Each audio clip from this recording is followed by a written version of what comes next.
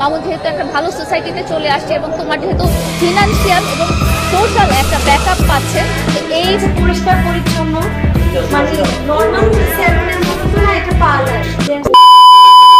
So hey guys, সবাই তো জানো যে আমাদের প্রিন্স মামুন ওরফে টিকটকারদের গুরু এবং ওস্তাদ বলতে পারো যে আছে। আমাদের দেশের হাজারো তরুণীরা নাকি তার প্রেমে পাগল আর হাবুডুবু হয়ে রয়েছে। আসলে ওই মাইয়া গিলা কারা ভাই, তোমরা কি জানো কেউ?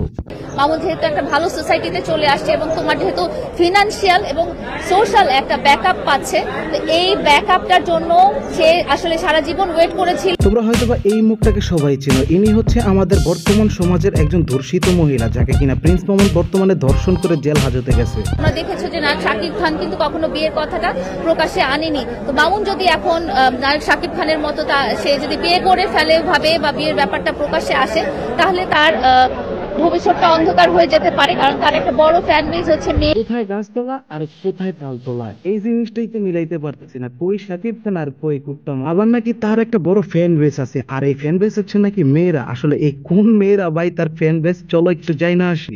তিন ভাবে আলোচনায় এসেছেন প্রিন্স মামুন। টিকটক আর ফেসবুকে তার অর্থহীন ভিডিও দেখে তাকে আলোচনায় নিয়ে আসে স্কুল পড়ুয়া এবং গার্মেন্টসে চাকরি করা লাখ লাখ কিশোর তরুণ।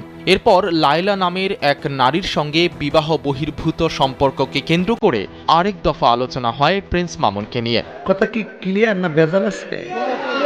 এবার তো বুঝতে পারছো যে আমাদের প্রিন্স মামুন কত বড় সেলিব্রিটি, বাংলাদেশে অন্যতম জায়গায় অধিকার করে রাখছে। খাইলি ওরে তুই, মজা করলি তুই। এখন ভাই আমরা সাধারণ জনগণ কি দোষ করছি? ফেসবুকে ঢুকতে পারি না, টিকটকে তো ঢোকাই যায় না, আর ইউটিউব কি কম বাহিরে ভাই হলুদ সাংবাদিক দিয়ে বইরা গেছে। এতদিন মনে করেছিলাম যে আমাদের বাংলাদেশের আইনজীবীরা হচ্ছে একজন শিক্ষিত এবং ঠান্ডা মস্তিষ্কের মানুষ, কিন্তু এখন তো দেখতে পাইতেছি ভাই রে ভাই কি মানে ইনিও নাকি আইনজীবী। ওনার চেহারার ভিতরেই তো মনে হইতেছে যে খায়া ফেলাইবা। আই রে মামুন রে ভাই, তুই আর কত খাবি? আর খাইস না।